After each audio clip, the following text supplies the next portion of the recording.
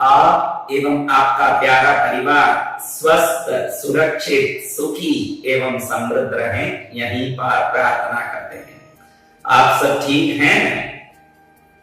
अब आज हम देखेंगे कि स्त्री और पुरुष को स्नान कैसे करना चाहिए। आप शायद सोच रहे होंगे कि महाराज आप यहां आकर के हमारे स्नान घर तक पहुंच गए। आपको मैं कहना चाहता हूं कि अगर जितने विषयों को आप बहुत महत्व देते हो तो उसमें महत्व देने जैसा ये चीज है स्नान, क्योंकि स्नान से होने वाली कई घटनाएं जीवन में शुभ और अशुभ कर सकती है। स्नान बहुत महत्वपूर्ण वस्तु है जिसको समझने के बाद आप पूरी तरह से बोल देंगे कि हाँ सच्ची में स्नान एक महत्वपूर्ण वस्तु है। सबसे पहले स्त्रियों को खड़े होकर के स्नान करना ही नहीं चाहिए, और आज की तारीख में हर स्त्री ज्यादातर खड़ी होकर के नहाती है। और जब खड़े होकर की स्त्रियां नहाती हैं तो गर्भ की थैली में पानी भरना और गर्भ की थैली में पानी की गांठें होना और सिस्ट होना और मासिक धर्म का अनियंत्रण हो जाना, ज्यादा पीछे आगे हो जाना और शरीर में खूब वजन बढ़ जाना, ये सभी चीजें जिसको आप जानते नहीं है वो मात्र खड़े होके स्नान करने से ही होता है। खड़े होके जब भी हम स्नान करते हैं तो वो जल शरीर में उतर करके गर्भ की थैली में भरता है। इसलिए स्त्रियों को जरूर बैठकर ही स्नान करना चाहिए, वो भी छोटा लकड़ी का स्टूल हो, इस प्रकार बैठे जिससे हमारे पैर अपनी पेट तक ऊंचा आ जाए, तो पेट में दबाव पड़ने के कारण पेट में इकट्ठी होने वाली सभी जल बाहर निकल जाएं, शरीर मजबूत हो, स्वस्थ हो और श्रेष्ठ हो। आज की तारीख में जितनी बच्चियों को मेंसेस का प्रॉब्लम होता है और विभिन्न प्रकार से परेशान होते हैं, और भारत में आज कम से कम 100 में 40% लोगों को पुत्र उत्पत्ति में जो कमी आ रही है, इसका कारण भी बैठ करके नहीं नहाना सबसे बड़ा कारण बनता है। क्योंकि इससे गर्भ की थैली पर जो ढीलापन आता है, जो गर्भ की थैली एक प्रकार से खिंचाव में आती है खड़े खड़े नहाने से, ये भी बहुत बड़ा कारण बनता है। आपके घर में आपकी बच्चियों को, आपकी पुत्रियों को, जो भी इस वीडियो को देख रहे हैं वो महिलाएं, कृपया बैठ के नहाने का आदत शुरू करें, जिसमें आप बाद में देखेंगे कि बहुत सारे फर्क। क्योंकि एक जमाने में आप देखे होंगे आपके दादी, उनके पूर्वजों के, हमारे दादी माँ पूर्वज रसोई भी बैठ के बनाते थे। कोई भी दान चून को फटकारना हो, दान चून को सफाई करना हो तो बैठ करके साफ करते थे। कोई आटा पीसना हो तो बैठ करके चक्की में पीसते थे, चटनी बनाना हो, कोई कर्म करना हो तो बैठ करके करते थे। आज हम खड़े खड़े रसोई बनाते हैं, खड़े खड़े सब चीजों करते हैं। और खाते भी हम पहले जमाने में लोग नीचे बैठ के खाते थे, क्योंकि भोजन करते समय आप जमीन पर बैठोगे तो अर्थ एलिमेंट, पृथ्वी तत्व का मैग्नेटिक फील्ड आपकी रीढ़ की हड्डी के अंतिम छोर पर मूलाधार चक्र से कनेक्ट होता है, तो पूरी तरह से वो खाने को पचाने की ताकत आप में आता है और खाना अमृत बन के शरीर में protein, vitamin, iron, zinc, calcium जो जिस जगह पहुंचना उस जगह को पहुंचाने का पूरा काम ये मैग्नेटिक फील्ड एनर्जी करती है। आजकल तो लोग डाइनिंग टेबल पर बैठ करके भोजन करते हैं, आराम से कुर्सी पर बैठ करके भोजन करते हैं, और बहनों खड़ी खड़ी रसोई बना रही है, खड़ी खड़ी खा लेती है अर्जेंट में थाली उठा करके। जिस काम को बैठ करके करना उस काम को बैठ कर ही करें तो बहुत लाभ हो। क्योंकि आज हम जितना बिल डॉक्टरों को भरते हैं, दवाइयों का भरते हैं, घर में होने वाले बात विवाद, चिड़चिड़ापन से दुखी होते हैं, ये सब कारण यही है कि हमने हमारी जीवन शैली को इस प्रकार से उल्टा कर दिया, जिसका हम अब फल भोग रहे हैं, दुख से, बीमारी से, घर में विवाद संकट से। इसका कारण है कि हमारे पूर्वजों के बताए हुए मार्ग पर चलना हम छोड़ दिए। लड़कियां इतनी वजन मोटी मोटी हो रही है, खड़ी खड़ी नहा रही है, तो जापानीज वाटर हीलिंग के जो एक्सपर्ट है नोजारू येमाटो, उनका वीडियो देखेंगे तो बताएंगे कि भाई पानी में कितनी ताकत है, जिसका सही उपयोग हम समझ लें तो वो पानी हमारे लिए 1000 काम कर सकते हैं। साधारण से साधारण एक गंवार व्यक्ति भी ये बता सकता है कि जब वो बहुत थक जाता या बहुत यूं सुस्त होता है तो नहाते ही वो एकदम ताजगी महसूस करता है। हम सब, आप भी जब भी नहाते हैं, नहाते ही आप कहते हैं कि मैं नहा के आ गया, बहुत फ्रेश फील कर रहा हूं, क्योंकि पानी में वो तरंगे हैं जो हमारे अंदर और बाहर की जितनी अशुद्धियां हैं सबको बाहर निकलने की ताकत रखती है। लेकिन उस पानी को हम व्यवस्थित उपयोग करेंगे तो यही पानी स्वास्थ्य और घर की शांति का सबसे बड़ा अमृत दवाई बन के काम करेगा। इसलिए स्त्रियों को बैठकर ही नहाना चाहिए। अगर लकड़ी का स्टूल हो तो बहुत अच्छा है, क्योंकि लकड़ी के ऊपर आप जब भी बैठते हैं तो बिना काम से आपके ऊपर चढ़ने वाले तरंगे रह जाती है और आप पानी का पूरा जो मैग्नेटिक फील्ड में एनर्जी है उसको शरीर पर अच्छे से ले सकते हैं और नहा सकते हैं। और पुरुष को तो खड़े होकर ही नहाना चाहिए, पुरुष को 101% खड़े होकर ही नहाना चाहिए।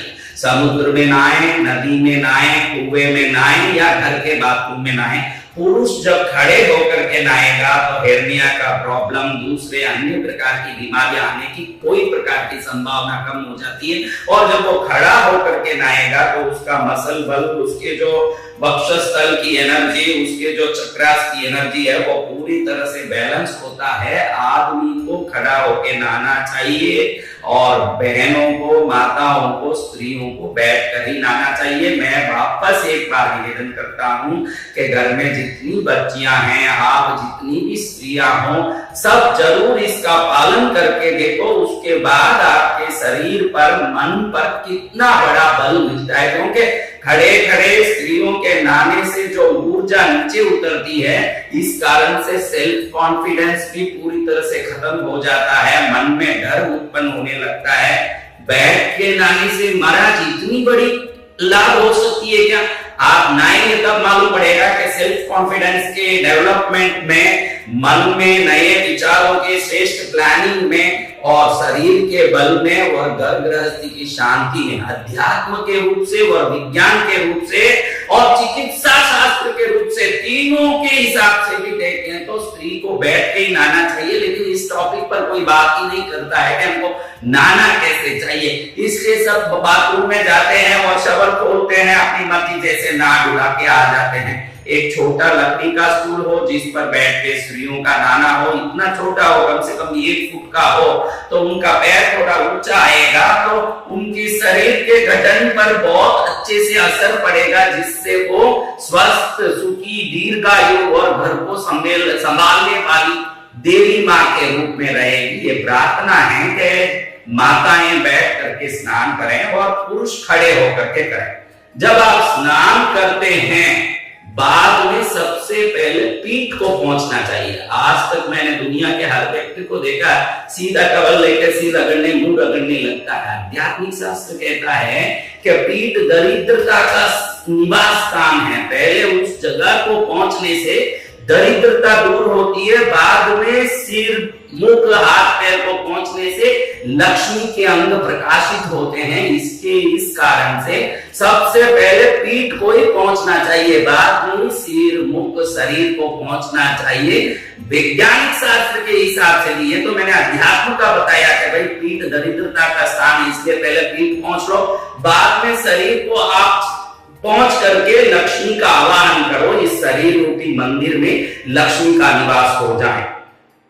अध्यात्म के रूप से ये बात है। अगर चिकित्सा शास्त्र के रूप से भी देखने जाओ तो ये जो रीढ़ की हड्डी है, बैकबोन, ये कभी गीला नहीं होना चाहिए।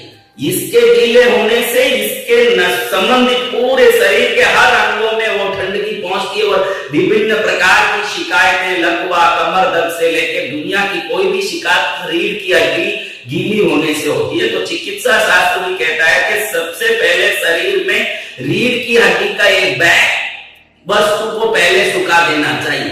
पहले चिकित्सा शास्त्र के हिसाब से भी आप पीठ को पहले पहुंचे और उसके बाद सिर को, मुख को, हाथ पैर को ऐसे पहुंचेंगे तो मेडिकली भी लाभ होगा और अध्यात्म के रूप से भी लाभ होगा। और उसके बाद में जो भी आप नहाते हो, जितना पानी जरूरत है उतना लें और उसको पूरा कर दें। आप जब बाहर आए तो उस बकेट में थोड़ा भी पानी बचा ना हो, पूरा खाली करके आए। जब अगला व्यक्ति नहाने जाए तो वो पानी को नए से भरें और नए से बैठ करके वापस नहाएं, तब वो पुराना पानी का तरंग दूसरे पर जाता है। तो इसको कहते हैं वाइब कंफ्यूजन, इसको कहते हैं वाइब्रेशन का कंफ्यूजन, जिससे एक दूसरे के तरंगों की ऊंच नीच हो जाने के कारण अनेक प्रकार के गड़बड़ और वाद विवाद घरों में होते रहते हैं। इसलिए पानी को एकदम पहले खाली करके फिर दूसरा जो जाए नया भर के फिर नहाए। स्नान आप सोच रहे हो वैसे कोई बाथरूम में गए और खोल लिया शवर और ऐसे नहा के आ रहे हैं, इतना साधारण वस्तु नहीं है। स्नान करते समय जो आप पानी के ऊपर 9 बार अपनी उंगली से, ये जो अंगूठी जिस उंगली से उंगली में पहनते हैं, इसी उंगली से पानी के बकेट में 9 बार ओम लिखते हैं और आप प्रार्थना करते हैं कि ये जल मेरा स्वास्थ्य का वृद्धि करने वाला बने, मेरी समृद्धि का वृद्धि करने वाला बने, मेरे सुख को वृद्धि करने वाला बने।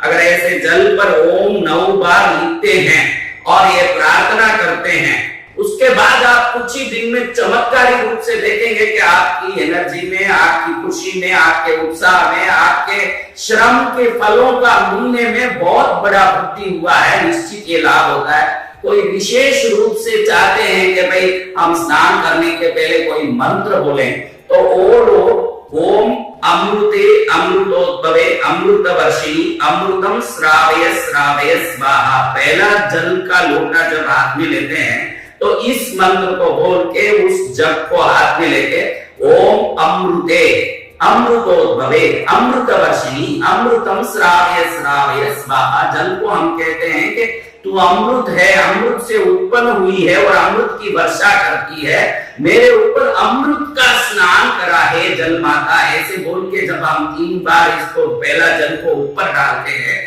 तो ये जल के तरंगों में हमारी भावना की शक्ति जब प्रवेश करेगी तो ये जल हमारा मनोकामना पूर्वक संजीवनी बूटी की तरह काम करने लगेगा, ये बोल सकते हैं। और कुछ लोग सनातन धर्म के और भारतीय संस्कारों में पले हुए लोग ओम गंगे च यमुने चैव गोदावरी सरस्वती नर्मदे सिंधु कावेरी जले अस्मिन् सन्निधिं कुरु, ये भी बोलते हैं। कुछ लोग सभी नदियों को अपने जल में, अपने ग्रह के, अपने बाथरूम में जो भी बकेट वगैरह रखा है उसमें उन नदियों को आवाहित करते हैं। गंगे च यमुने चैव गोदावरी सरस्वती नर्मदे सिंधु कावेरी जले अस्मिन् सन्निधिं कुरु। गंगे यमुना गोदावरी नर्मदा सिंधु कावेरी आदि सप्त नदियों की जल की शक्तियां इसमें प्रवेश करें, जिससे मुझे पवित्र नदियों में स्नान करने का पुण्य मिले। इस भावना से प्रार्थना करके उन नदियों के तरंगों को मंत्र द्वारा प्रार्थना करके अपने जल में मिश्रित किया जाता है। फिर नहाने से सप्त नदी जल के स्नान का लाभ मिलता है। आप स्नान को व्यवस्थित कर लोगे, स्नान करने के तरीकों को व्यवस्थित कर लोगे तो आप इतने सारे लाभ प्राप्त करेंगे कि आपने कभी सोचा भी नहीं होगा। मैंने आज ये वीडियो बनाने के पहले सोचा कि कोई ऐसी वीडियो बनाए जिसके बारे में कोई बात ही नहीं करता हो, क्योंकि स्नान करने को व्यक्ति एक नित्य क्रिया मानता है, एक साधारण क्रिया मानता है और फटाफट उसको करके बाहर आ जाता है। लेकिन जब हम स्नान को हमारे जीवन के नित्य महत्वपूर्ण अंगों में एक वस्तु बना लें और उस वस्तु को व्यवस्थित रूप से करने लगे तो ये स्नान से जो आपको बल मिलेगा, निश्चित ही आप देखेंगे कि लाइफ का टर्निंग पॉइंट में हम जिन जिन चीजों को पूर्वजों ने महत्व दिया उन चीजों को हम भी महत्व देने लगे और वो महत्व को समझें। यही हमारे टर्निंग पॉइंट का सबसे बड़ा कारण बन सकता है। आप जो बातें मैंने बताई है, पुरुषों के लिए खड़े होकर के नहाना, स्त्रियों के लिए बैठ के नहाना, पहले पीठ को पोंछना, बाद में अंगों को पोंछना, बकेट को पूरी तरह खाली कर देना, स्त्रियों के लिए छोटा सा लकड़ी का स्टूल लगा के बैठना, क्योंकि प्लास्टिक के आजकल जो स्टूलें आई हैं इस पर के बैठ करके नहाने से एफ्ट एलिमेंट से आपका जो बैलेंस होना चाहिए वो कभी होगा नहीं और लकड़ी के पाटे पर ही होगा। एक सुंदर लकड़ी का पाटा बनवा के, वो भी आम का लकड़ी का पाटा हो तो बहुत गुना लाभ देता है आम के लकड़ी का पाटा। इस प्रकार का पाटा बना करके बैठ करके नहाने से कई प्रकार से गर्भवती थैलियों से परेशान स्त्रियों और विभिन्न प्रकार की बीमारियों से जूझने वालों को बहुत सारा अनायास ही लाभ मिल सकता है। आप इन ज्ञानों से पूर्ण रूप से लाभ उठाएं और इसके लाभ से भारत देश में विभिन्न प्रकार के तकलीफों, दुखों, बीमारियों, संकटों से मुक्ति मिले। मात्र ये एक ही मेरी इच्छा और कांक्षा है। आप एवं आपका प्यारा परिवार स्वस्थ